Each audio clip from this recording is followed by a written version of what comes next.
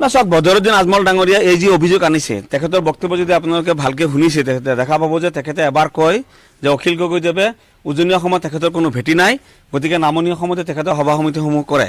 আকৌ সেই একেজন বদৰুদ্দিন আজমল ডাঙৰীয়াই কৈছে যে শিৱসাগৰ সমষ্টিৰ পৰা তেখেতে বিধায়ক হিচাপে নিৰ্বাচিত হৈ আহিছে। শিৱসাগৰখন ক'ত? উজনি অসমত নহয় নেকি? শিৱসাগৰবাসী তেখেতসকলে অখিল গগৈদেৱক আকোৱালি লোৱা নাই নেকি? গতিকে আমি ক'ব বিচাৰিছোঁ যে এনেকুৱা ধৰণৰ স্ববিৰোধী কথা কিয় কৈ আছে, কাৰণ মানসিকভাৱে তেখেতে ভাৰসাম্য হেৰুৱাইছে।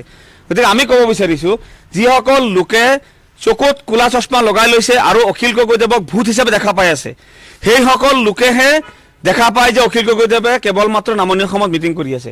যোৱা এই ডিচেম্বৰ মাহটোত অখিল গগৈদেৱে আটাইতকৈ বেছি সভা কৰিছে ক'ত? মাৰ্ঘেৰিটাত, শদিয়াত, ডুমডুমাত, ডিমৌত, শিৱসাগৰত, চিচি বৰগাঁৱত, ধেমাজিত, তেজপুৰ, বৰছালা, গুৱাহাটীত, লখিমপুৰত। গতিকে এই ঠাইসমূহ ক'ত আছে? উজনি অসম নহয় নেকি? মাৰ্ঘেৰিটাত যিটো জনসভা হৈছে, চিচি বৰগাঁৱত যিটো জনসভা হৈছে, শদিয়াত যিটো জনসভা হৈছে, এইবিলাক কিয় নেদেখে?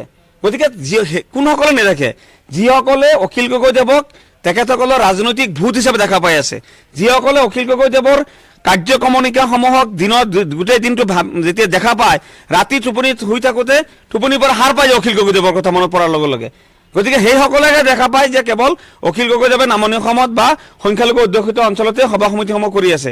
অখিল গগৈদেৱে যিটো ৰাজনৈতিক দল কৰে, ৰাইজৰ দল, এই ৰাইজৰ দলে আঞ্চলিকতাবাদত বিশ্বাস কৰে।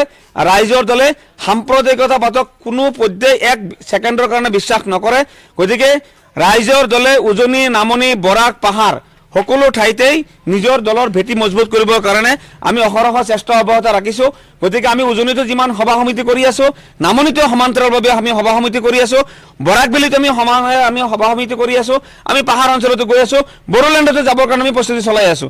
গতিকে আমি সকলো ঠাইতে সভা সমিতি কৰি আমাৰ ৰাইজৰ দলৰ ভেটি মজবুত কৰিবৰ কাৰণে আমি যেতিয়া সকলোৱে আমাৰ দলৰ সকলো পৰ্যায়ৰ নেতা কৰ্মীয়ে ফিল্ডত নামি গৈছে, অখিল গগৈদেৱে দিনে নিশাই কাম কৰি আছে, দেখা পাইছে যে কিছুসংখ্যক ৰাজনীতিবিদে তেখেতসকলৰ ৰাজনৈতিকভাৱে তেখেতসকলৰ যে ভাত যে নিসিজিব এই কথাটো তেখেতসকলে উপলব্ধি কৰিব পাৰিছে।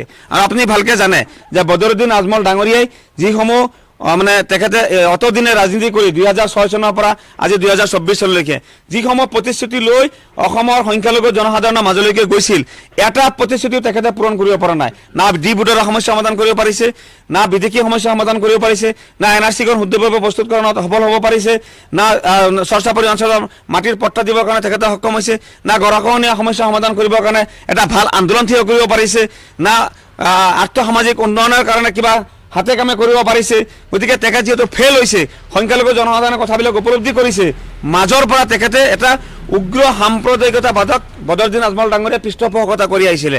তেখেতে নামনি অসমত গৈ যেতিয়া মুছলমানসকলক একত্ৰিত হ'ব কয়, তেতিয়া উজনি অসমত আনসকলে গৈ পিনি কয় যে হিন্দুসকল একত্ৰিত হ'ব লাগে। গতিকে এই যিটো ৰাজনীতি, তেখেতসকলৰ বিজেপিৰ লগত মিতিৰালিৰ যি ৰাজনীতি, এই কথাবিলাক যেতিয়া অখিল গগৈদেৱে কোৱা আৰম্ভ কৰি দিছে, আমি ৰাইজৰ দলৰ বাকী নেতাকৰ্মীসকলে যে আমি কোৱা আৰম্ভ কৰি দিছোঁ, তেতিয়াই তেখেতসকলৰ মনত এনেকুৱা এটা পৰিৱেশ এটা ভাৱ হৈছে যে অখিল গগৈদেৱক আমি যিকোনো ধৰণৰ শব্দ ব্যৱহাৰ কৰি আমি যদি তেখেতক ডেমেজ কৰিব নোৱাৰোঁ, আমাৰ ভাত নিসিজিব। এই কথাটো তেখেতসকলে উপলব্ধি কৰিয়েই আজি অখিল গগৈদেৱৰ ওপৰত তেওঁলোকে এটা মিছা অভিযোগ আনি আছে যে কেৱল মাত্ৰ অখিল গগৈদেৱে সংখ্যালঘু অধ্যুষিত অঞ্চলতে সভা সমিতিসমূহ কৰি আছে।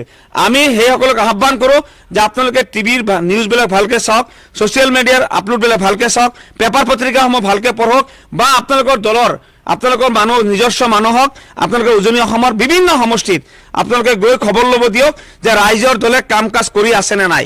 গতিকে নিজৰ কেৱল মাত্ৰ ঘৰত বহি কেৱল ৰাজনীতিৰ নামত ৰাজনীতি কৰিব গৈ এনেকুৱা ধৰণৰ টুলুংগা মন্তব্যৰে সমালোচনা কৰি গৈ থাকিলে অসমীয়া জনসাধাৰণে আপোনালোকক হাঁহিব, আৰু আপোনালোকে ইতিমধ্যে প্ৰত্যাখ্যিত হৈছে আৰু প্ৰত্যাখ্যিত হ'ব লাগিব।